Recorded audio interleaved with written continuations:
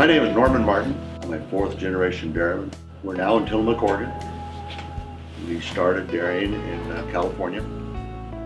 Grandfather started in 1906, and then my father and uncle took over from him. I took over from them, and now Chad's taken over from me. We've been here in Tillamook for 20 years. Before that, we was in the San Joaquin Valley in California. We're milking a total herd of about 2,100 head, young stock and milk cows.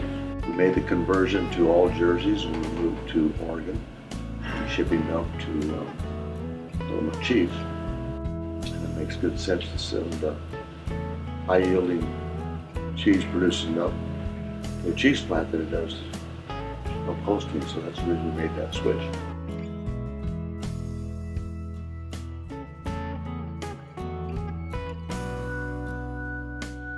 My uncle got worked over by a bull, and we had these big, massive bull pens. Well, why he did it, I don't know, but you know, you're always trying to, you're in a hurry, want to get out there. The cow wouldn't get in the stanchions, he stuck her in the pen, so he gets in there. Yeah, then you got to get in there and get her out.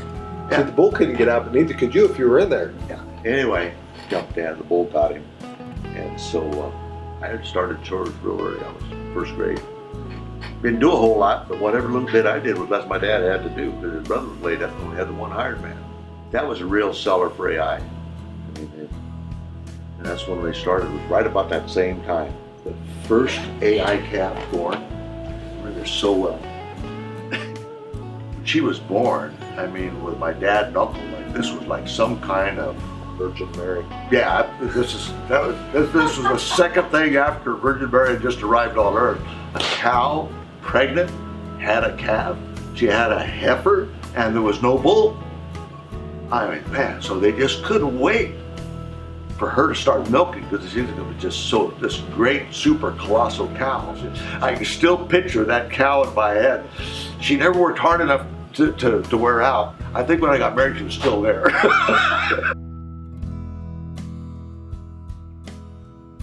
When I got married, we had the first one born 9 months, 15 minutes after the wedding. And Chad was less than a year after that. So all of a sudden we're coming up short money. And so I got the bright idea, you know, rather than paying Arnie Silva to come out from all west, we're paying him to breed the cows and so forth. That was it. So it's $1,000 with airfare and runs. Yeah. I remember going to the school and we spent a week back there, and I don't know how in the hell we came up with $1,000 winter night, but we did, or borrowed from somebody or whatever. And you come back, you know, just fresh out of school, and I'm sticking my arm in the first cow. What in the hell am I doing? You know, I'm telling myself, I know there's a thing in here they call a cervix. I got to get a hold of that here somehow or another. I got to get a hold of that cervix. We didn't move here for the rain. We got the rain anyway. Milk price, of course, being the big thing, but it was tough. I think probably the real driving force was to ship to a label. To a good label where you get a premium and you become a part of that label. And Tillamook Cheese has a great history.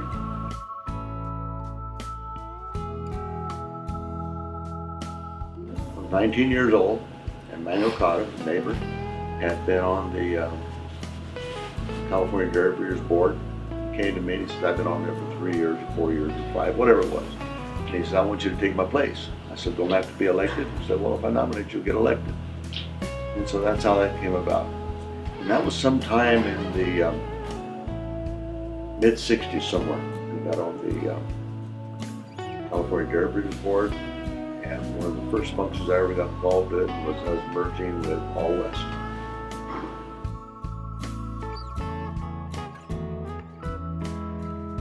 California Dairy Breeders, we'd gone through that same thing. There was a lot of other Tulare County Dairy Breeders, and there were some little small organizations around. And they just continue to merge for efficiency.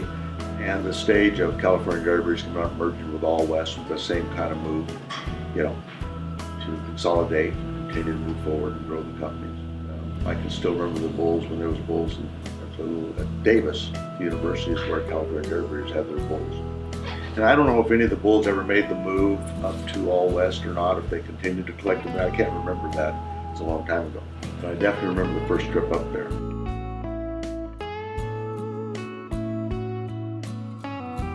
went to the Visalia Airport, which was the closest airport, and so different from what it is today. There was one lady there at the counter, and I walked in. I don't remember how I'd made the reservations or if somebody had made them for me. She gave me a little ticket. She said, the plane's out there, and I walked out through the door. There's no security, there's no guards, no nothing. Walked out there. I was the only person getting on that plane. The little stairs were down. There were twin props. I couldn't tell you what size plane it was. Zoop, away we went. Landed in Fresno. I could have caught it there too, but anyway. Visalia was 10 miles closer. And I left from there. I don't know how many stops we made, but that was my first trip up to All West. Jay Harris was the first. I did my first one up there. And then after Jay was Archie. And after Archie was Ken. Harold, And now is Jim. That's right.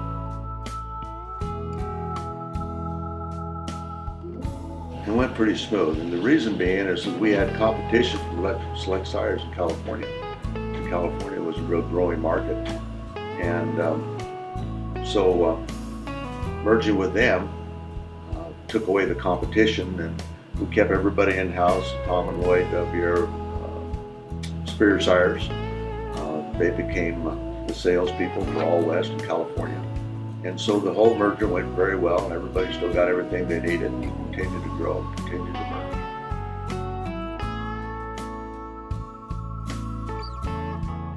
When we were kids, I mean, we knew Tom, we knew Lloyd, and that's who we seen all the time. Well, as I got older, I actually got involved when I was old enough to walk. I started real early. I'm serious. I went to work just as quick as I could, all the help I could get. I'm just proud to be associated with them people. Oh, that's right, because I started. Gosh dang it. Dutch Skinny guy. Aldridge. Yeah, Dutch Aldridge. Oh, that guy was a hoot. Oh, Walt was kicking the butt, yeah. The first annual meeting I went, or the meeting I went to back at Select Sires, and me and Mark walked into the room together. And this lady standing behind the counter, she goes, what was Mark's dad's name? Marvin. Marvin. You're Marvin's son. You're Norman's son. As an older lady, she goes, oh, you're trouble.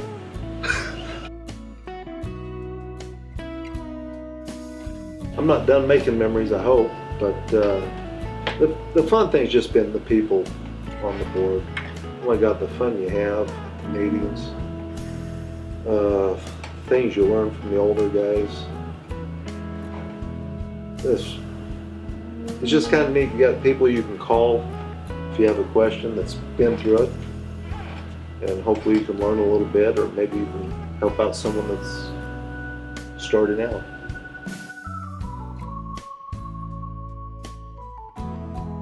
The great people, that became associated with it.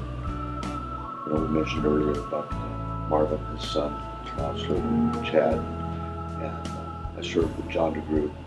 Pete's there, and you see these families that continue on with the board.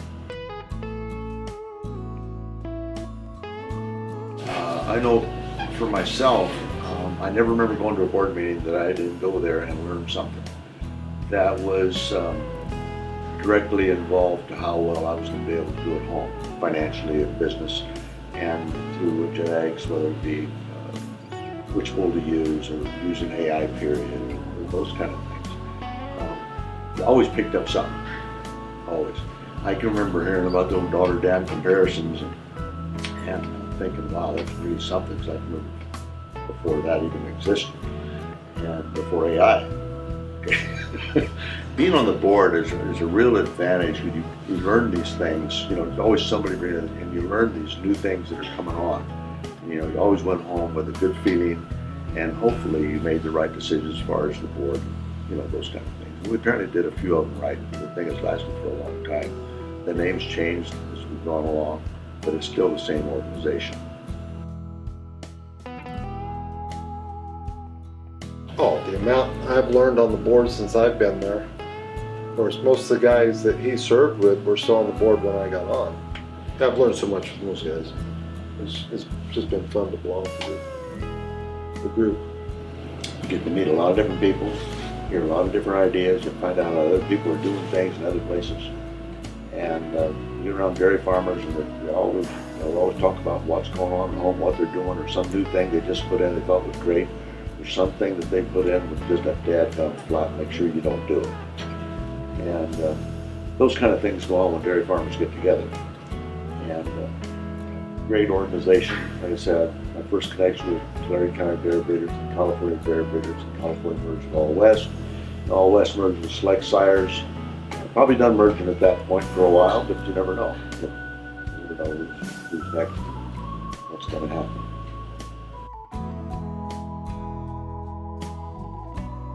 It'll still be there doing what we're doing now, but it's gonna change a lot. How it's gonna change in the next 10, 15 years is gonna be fun to watch. The genetics are moving so fast. I have a funny feeling within 5, 10 years, you'll just sit at your computer and order the semen you want, and it shows up at the door. 20 years ago, if somebody come up to us and told us about genomics, we didn't even have a clue what they were talking about. What'll be next? There will be more. Oh. There's no doubt about it. We just don't know what it is. And you need to be ready. The new technology comes around, new ideas, new things come along, and you get on the bandwagon. Make it happen. Use the best tools you've got every day, all day long, all the time, and try to make a better herd of cows. It's been fun.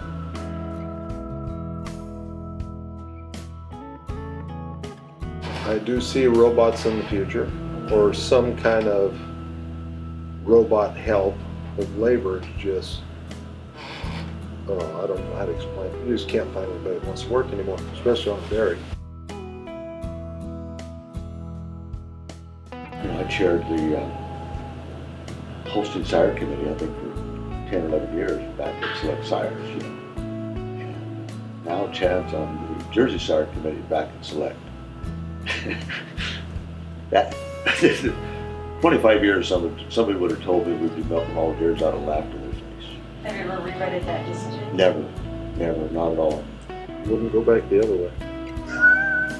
It's just an amazing little cow. The calving ease is still just absolutely amazing. The biggest problem is they're bored all the time. They're always looking for something to chew on. So everything's pipe around here. Well, the one thing that we did, and I'd seen it in a magazine, and it was in a part of New Zealand, and they'd put the cows from behind on a rotary, and they built this little V where the cow stood, and so that when she got up on the rotary, she'd spread her legs, easier to get to.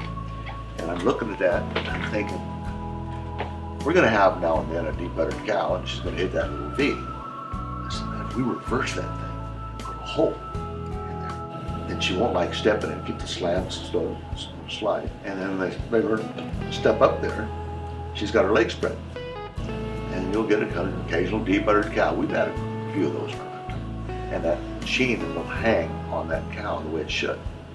Drops into that hole, which is about 7, 8 inches. Chad's one of The those. others weren't too deep, the legs were too short. Well, yeah, that's. It's a Portuguese problem. So we put some Dutch Jersey genetics in there and put some longer legs on it. Pete would be proud of that.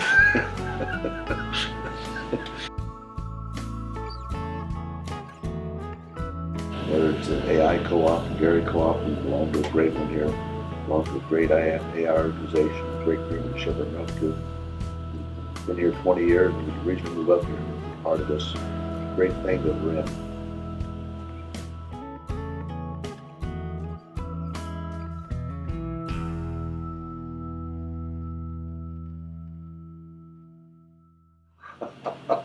Or could we say that's how we won the All West? Well, that's Or all the West?